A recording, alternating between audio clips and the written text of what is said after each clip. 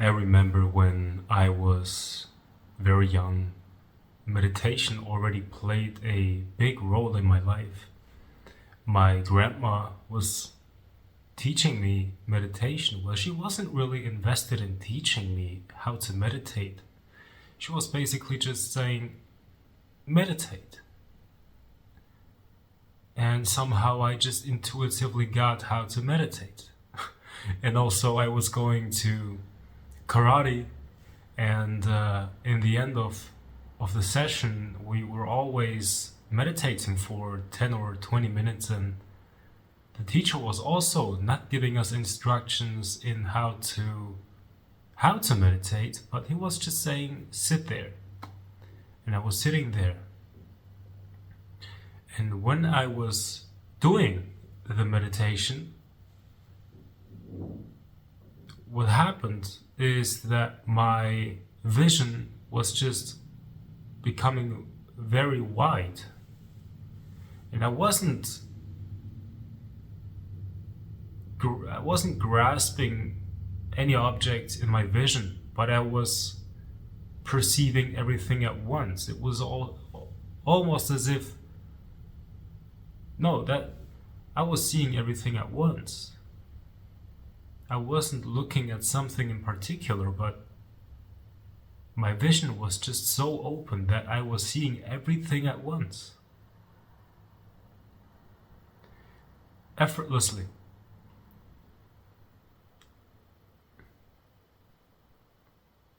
It's almost as if the vision gets blurry, but it's not really getting blurry, it's just the eyes are no longer the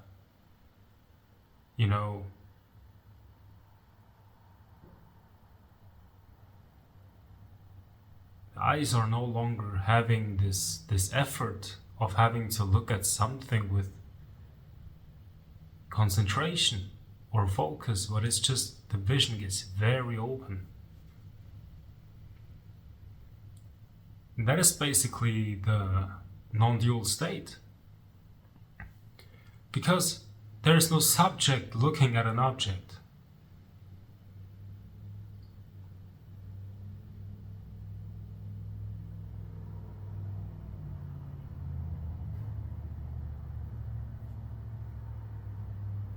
But there is just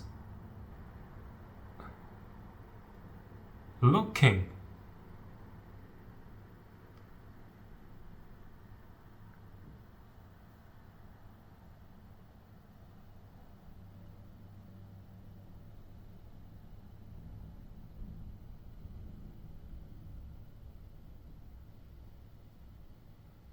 And in this looking, there is no identification anymore with the sense of self. But there's just a sense of being infinite.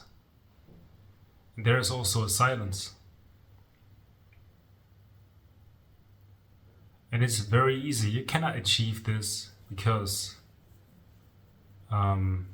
if you want to achieve something, then that implies that you put in effort. And effort implies that you are focused on a goal, on a technique. But the thing that I'm talking about, you cannot achieve this. It's here. You have to open up your vision. See everything at once. Relax your awareness. Remember when you were in school and you had to pay attention, be focused on something, and don't be distracted. Just remember that kind of energy and do the exact opposite.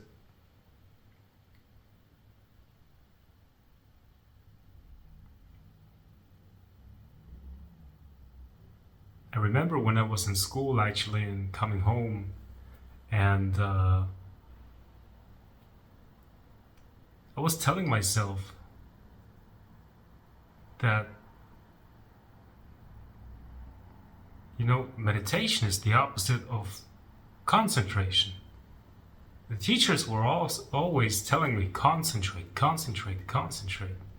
I wasn't good at concentrating. I still am not good at concentrating. I am not good at these kind of meditations where you have to focus on the breath. I really don't like these kinds of meditation because it involves concentration. I'm just not a person that likes to concentrate. I like to be open. I don't like to concentrate, I like to meditate. To me, meditation is not concentration. It's open.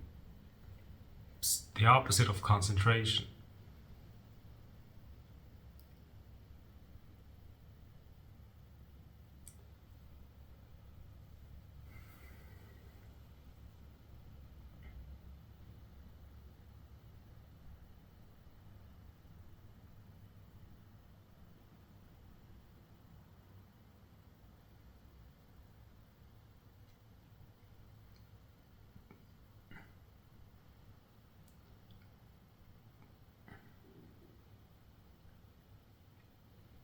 So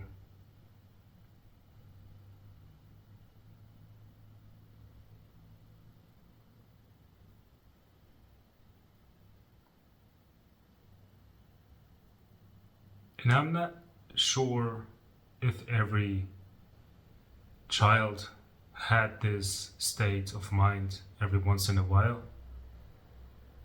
Maybe. I think it's more the possibility that a child, that a human being can experience this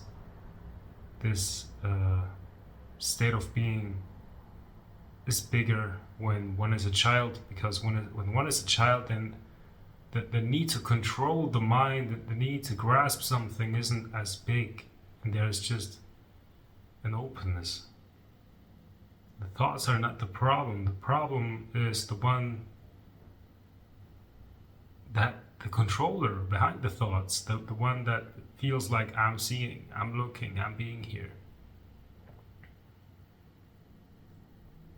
And normally we are identified with this survival machine that consists of mind, body, and feelings.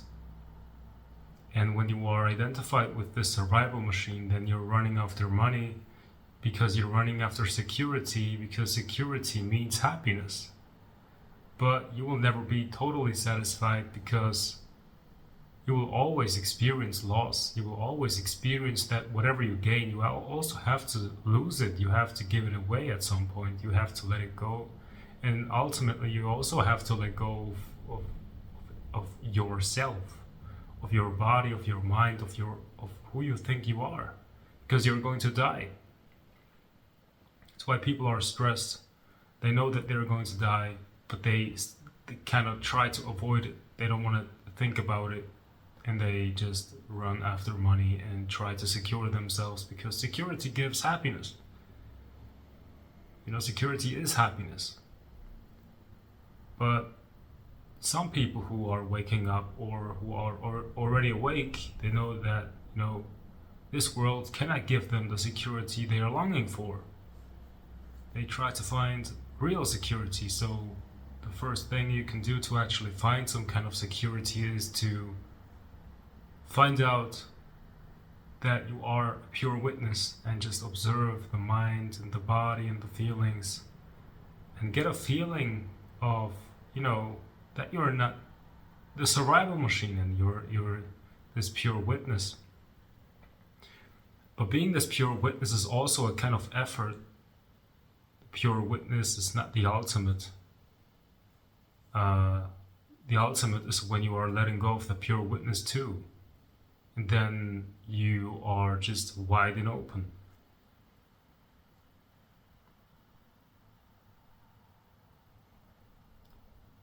And what does it mean to actually be wide and open? When I, you know, I had a phase in my life where I was so stressed, and I just lost all touch with real meditation. To me, it almost felt like, I don't know, God or the devil came to me and just took it away from me. I was so intuitive about meditation my whole childhood and my whole teenage years and up till I was 18 years old. But then after that, it was like something happened and all that intuition about meditation was just deleted. And then I began a journey to come back to it. And I don't know why, but now I'm back. It's really easy. And now that I'm here, I know it's really easy.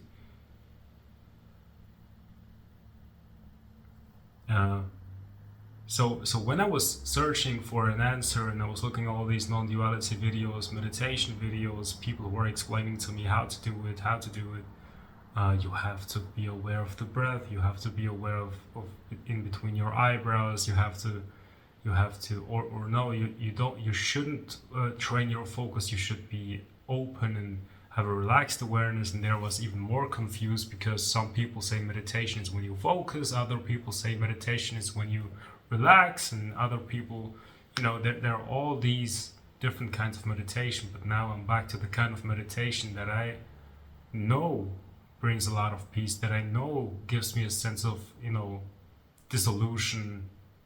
And, it doesn't even make sense to say that it gives me a sense of dissolution. I just dissolve. And there is just a lot of peace, and there's just a feeling of immortality. This is the source of where I'm coming from. This is pure love. This is being directly in touch with God. I want to have this. So now I'm back.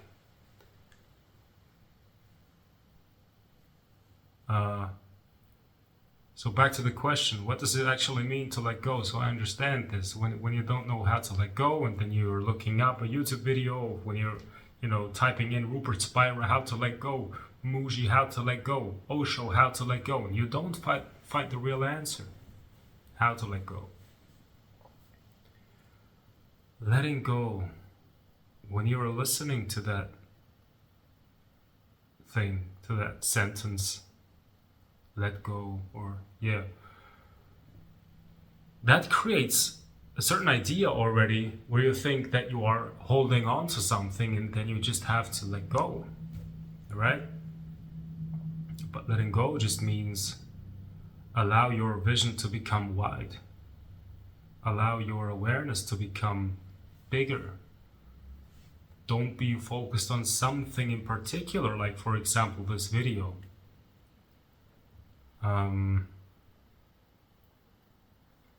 Let's make it practical right now. If you're looking at this video in your total vision, in your total attention, there is not just the video, there's also what's around the video. And can you just perceive everything at once? Not just my video, but really everything.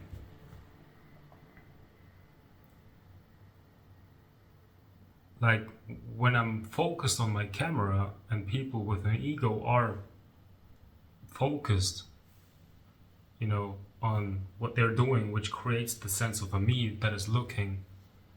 But when there is no focus, there's no grasping, no fixation, then there's an awareness of me recording myself. But at the same time, not at another time, not later, but at the same time, I can see that behind this camera is a TV screen. There are some lights. There's a door. There's a wall. There's a wall hanging. Some furniture. All at the same time. Perceived.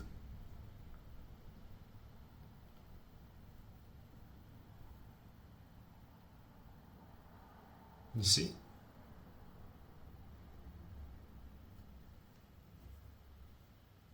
All happening at the same time in awareness.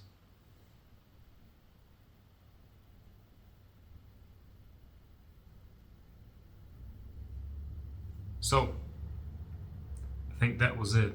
That's letting go. Having a wide awareness, an open awareness, where you are not limited to what you see. You don't see a particular object, you see everything. You see the whole thing. That's why Krishnamurti was calling it total attention. Not because, when he says total attention, sounds like total concentration. Be totally focused. But actually, he just means an attention that is aware of the totality. Everything that is in your field of vision. Total attention. Everything there. But not also just in a relaxed way.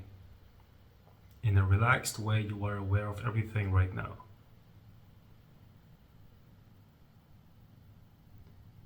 You can see it in Osho's eyes. His eyes were so big, and it's just like they're looking at nowhere. They're just looking at pure emptiness. Look at Osho's eyes. They're a perfect representation of a wide, big, infinite awareness. He was not looking at anything. He was just... Alright, so that was it. Have an amazing day, and see you next time.